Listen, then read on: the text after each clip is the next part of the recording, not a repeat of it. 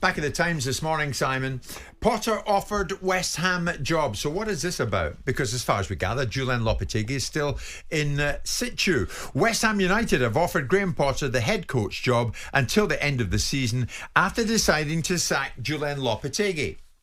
So they've decided to sack him, reportedly, but that hasn't happened yet. And it's been reported that Lopetegui has pitched up at the training ground this morning. And it's our understanding that Lopetegui will take a press conference, or is due to take a press conference ahead of the Villa in the Cup tomorrow at 2. So he's still in the job, and life goes on. I mean, I'll put this to you. Does West Ham, do they need to provide some clarification either way, Simon, at the moment? Would that not help? Help who?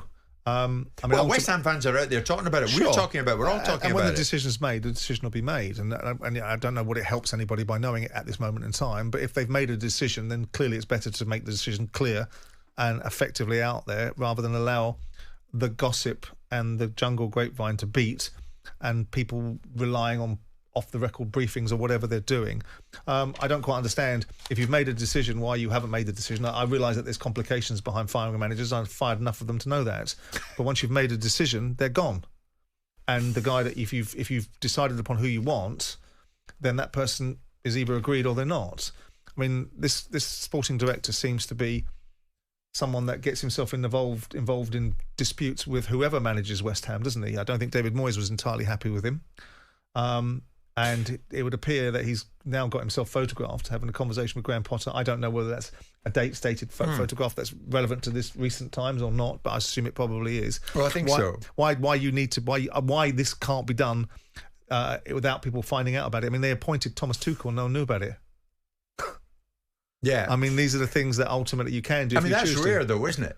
That is rare. The Tuchel thing took us all by surprise. Boom, he's in. It's only rare. That doesn't happen very often. Well, no, because if people don't want it to. Yeah. So if you want to ultimately, if you're talking to Graham Potter and you make it clear upon Graham Potter and his representation that you don't want this to find its way into the media, and the only way it's going to find its way into the media is if you tell them, then you find yourself in a situation where that door is closed. So the only other door that can be open is the door that you choose to open to brief the media in, to let them know that you've got somebody in situ that's come, or someone that's coming in and someone that's going out.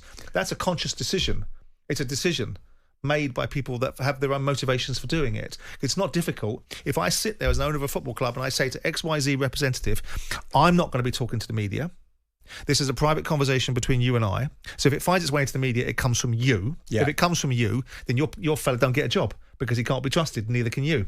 So this is a briefing into the media for people to be aware of for reasons best known to West Ham. Yeah. Well, I mean, it hasn't been helped with Tim Steiden, the director, being pictured with Graham Potter. Yeah. But as you rightly say, we don't know when that picture was taken. Yeah, okay. Let's say that the worst case scenario it's taken recently.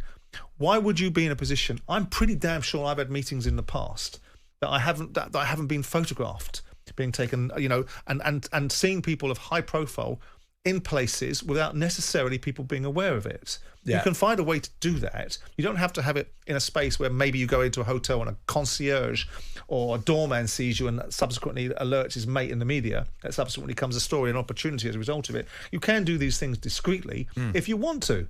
If you're not bothered about the ramifications, there isn't any ramifications of it. I'm not interested in Julen Lopetegui's sensitivities. He was probably waiting in the wings for the other fella to get sacked. So let's not lose too much sleep about what he's entitled to and what he isn't entitled to. What he was entitled to do was produce a decent football team. He hasn't done that yet, so he gets a sack and gets paid for leaving. Right. So I don't sit and spill any tears over managers about the way that they're treated and the way they're not treated, because they don't offer. They're the first persons to pop up like demented cuckoos waiting in the media for the guy that they're going to replace. But you'd be none too happy if your technical director, Steiden in this case, was pictured with Potter, no matter in public, no matter when that was. Doesn't help, does it? Well, I wouldn't tend to worry about what the newspapers write. I mean, I don't think the media controls everything, so I would care less to some extent. Unless I wanted it if I was desperate to have it as a guarded secret, I would be irritated. Right. If I wasn't that bothered, because ultimately it's going to find its way to the surface anyway, and very rarely can you control the narrative.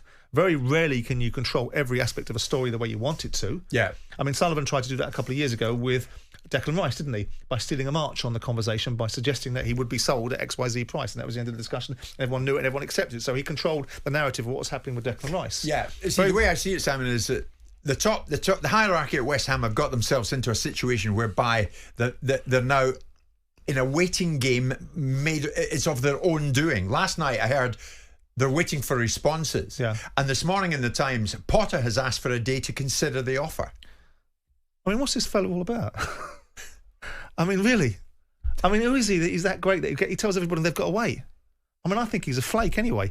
But the point is that ultimately West Ham probably don't. He may well go and do a decent job for them because by the standards that West Ham have, they might consider his job to be a decent one. I.e., that the job this observation that they're now making, which is Lopetegui was the Spanish David Moyes. David Moyes did a decent job for them. He might not like his brand of football, but he did a decent job for West Ham. Yeah. And so you look at it now, and you've got Graham Potter in there. Graham Potter couldn't cut it at Chelsea. And then you can make all the background noise. I listened to the background. It was a car crash when he went in there. Oh, was it? Okay, it was an opportunity, you mean? It was a bunch of green ownership that could have been led by a strong manager, which he wasn't. Yeah. Right? And he spent his time complaining about the challenges that he had in life. And he's been out of the job for 2 years, out of the game for 2 years, constantly indexed to jobs that he doesn't take because he needs more time to consider it. What they're talking about is they need more time to consider his financial affairs and the obligations and ramifications that this deal might have on a previous deal. Right. That's what they mean. He wasn't a flake at Brighton, or was he? I think it's a different set of circumstances at Brighton. I think he was a very fortunate fellow to be in that framework. Right. Because it's proven to be very successful for everybody else that's gone in there as well. So ultimately, you can attest to the fact that it was Graham Potter that did that.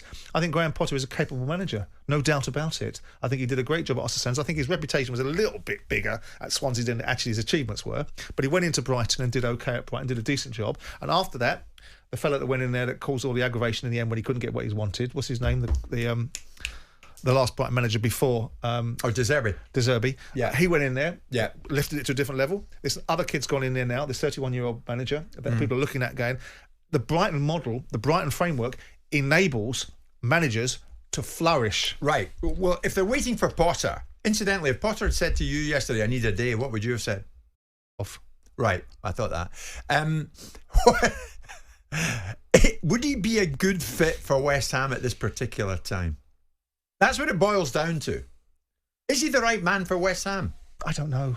West Ham have got good players and they're not playing a particular brand of football, but I think there was a flawed thinking process behind it. I sat and listened to last summer to a so-called expert suggesting that Julen Lopetegui was a free-flowing football manager. He wasn't. Now all these same experts are saying that's... Or what did West Ham think they were getting? Didn't they realise they were going to get a certain version? You didn't say that 6 months ago. You said that Julen Lopetegui was a capable manager that had managed at high levels and was going to be a good fit for West Ham. I thought he was exactly the same, to some extent, as David, pragmatic. Yeah. And so what Sullivan and his little gang were looking at with Lopetegui was probably a reputation rather than a reality.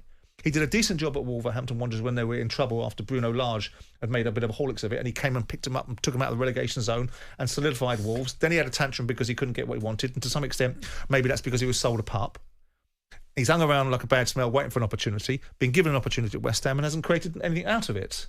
So I look at it and say, what do West Ham want? We'll be told by West Ham fans what they want, which is they want to see attacking football, they want to see entertaining football, and I understand that.